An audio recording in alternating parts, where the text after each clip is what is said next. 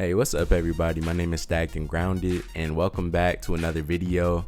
Today we're going to be breaking down a comment that put a lot of NBA fans on edge. The NBA commissioner Adam Silver recently said that the NBA is a highlight sport, and he hinted that fans who can't afford full game access can just watch highlights on social media. He said this in a recent media tour, and I'm going to play you guys a clip of that right now. It's become very expensive to watch the NBA as a fan, not just going to games, but also in order to, there's different streaming services you have to subscribe to. Some of the RSNs are expensive. I'm curious if, I know that there are other points of entry for fans to interact with the NBA. There's social media, and a lot of younger fans, that is how they're experiencing the sport. But I wonder what you think, how much you think about that and how that will shape the next generation of fans. I think about it a lot. I will say, I saw the story your publication ran of you took all the different streaming services and added them up and what those costs would be. I will say I look at it a little bit differently because most people can only consume so many games. I just want, by way of one example, in these new media deals, we're going from essentially 15 exposures on broadcast television to 75. Now, so, to the extent somebody wants to put little rabbit ears on their television, you can still get, therefore, 75 marquee games, in essence, for free in the marketplace. I'd say in addition to that, and this is an ongoing issue for the league, there's a huge amount of our content that people can essentially consume for free. This is very much a highlights-based sport. Instagram, TikTok, Twitter, you name it, any service, the New York Times for that matter, to the extent that your content is not behind a paid firewall. There's an enormous amount of content out there. YouTube, by another example, that is advertising based that consumers can consume. I think this is a new world now of streaming media.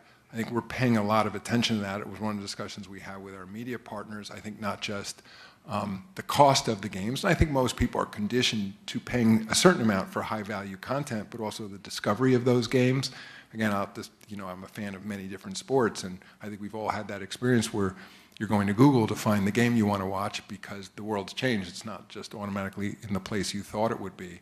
So, but ultimately, I'll talk about it in terms of reach, and how you reach your consumers. It's interesting because of the disruption in the regional sports network business. I never would have predicted this was coming 10 years ago, but a lot of our local games are moving back to broadcast television. In fact, we have more games on broadcast television locally than we've had any time in recent history. So, we're continuing to look at it, but ultimate answer is we think a lot about it. We know we have mass appeal. We on a global basis, we're literally reaching billions of people, and we don't want to disenfranchise people by working with partners that are creating price points that make it inaccessible to them.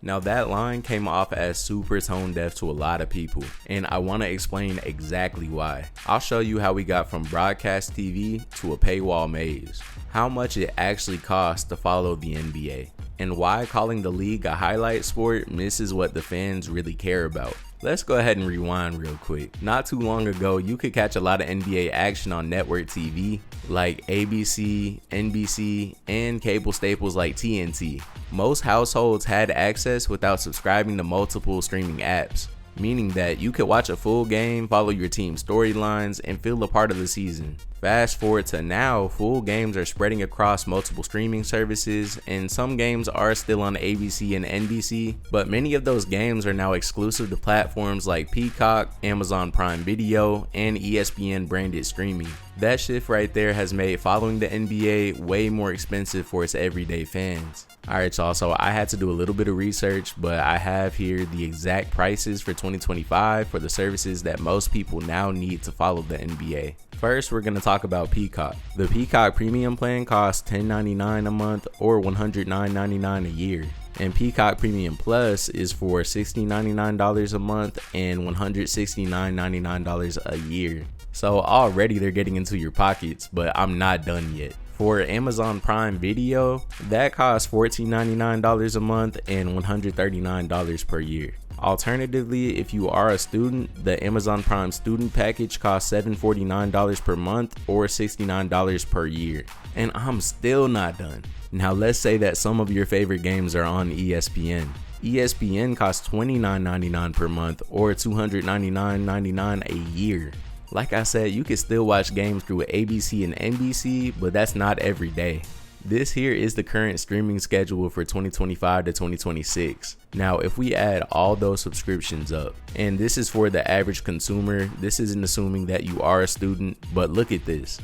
On my calculator, adding everything up together, for Peacock, Amazon, and ESPN, that costs about $55.97 per month. Now, if we look at a full year, that comes out to $671.64. So no, we are not talking pocket change. Depending on the tiers, a fan could be spending way more than that.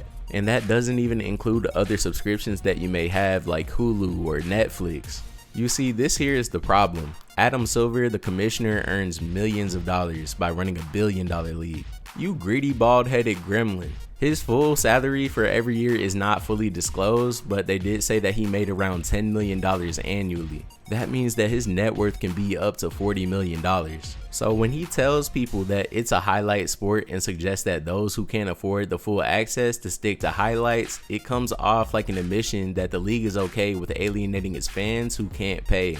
And no, I'm not saying that he doesn't deserve his salary and that the players themselves should absolutely get paid what they're worth too. But when someone making that much money tells fans whose average salary in the US is only $39,982 per year for individuals and $78,538 for households that they should just stick to YouTube highlights because the full games are too expensive, that's where people feel so out of touch by what he said. And here's the reality, most people want to watch full games.